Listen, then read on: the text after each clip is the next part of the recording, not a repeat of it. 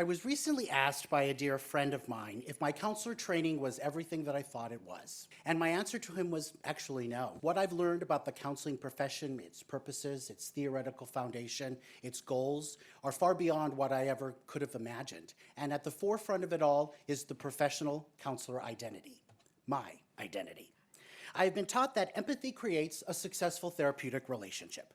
Establishing that element of empathy and trust is one of the single most important components that a counselor must make. Successful therapeutic outcomes, effective interventions, client transformation all hinge on this essential component. Without it, clients can walk away feeling unheard, unseen, and invalidated. So we're taught how to create this empathetic environment.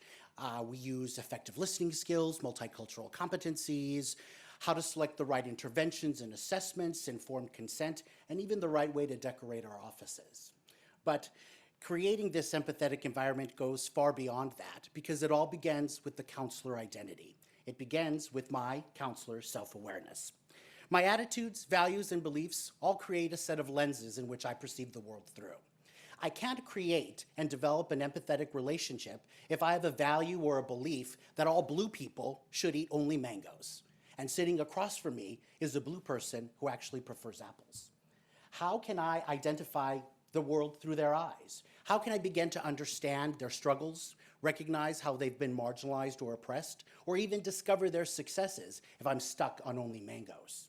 Knowing myself is a very important component in developing a strong counselor identity. Recognizing how I've been marginalized or oppressed, or even the special privileges that I have been granted, is an essential component of counselor identity.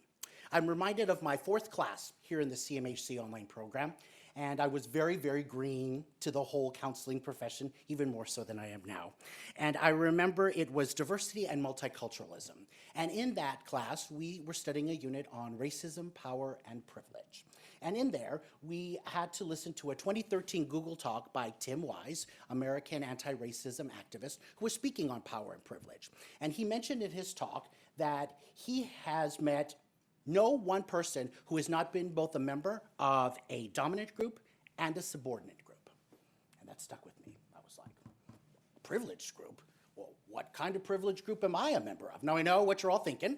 It's completely obvious, and especially for many of the females out there. But at the time, I didn't see it because I only viewed myself through my marginalized status. That is, I'm Latino and I'm gay.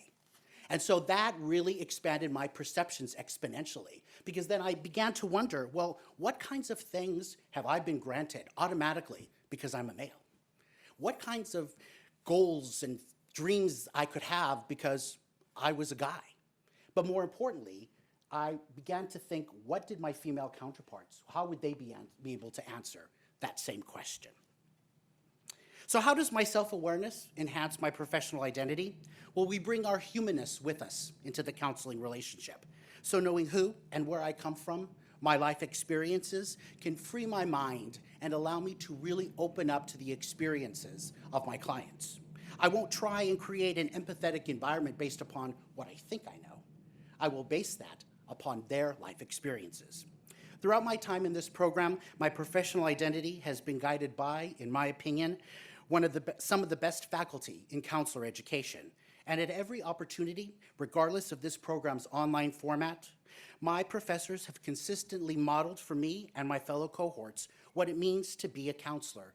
And they have also witnessed to the development of my own professional counselor identity.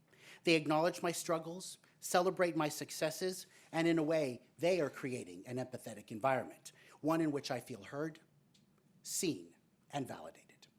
Thank you very much.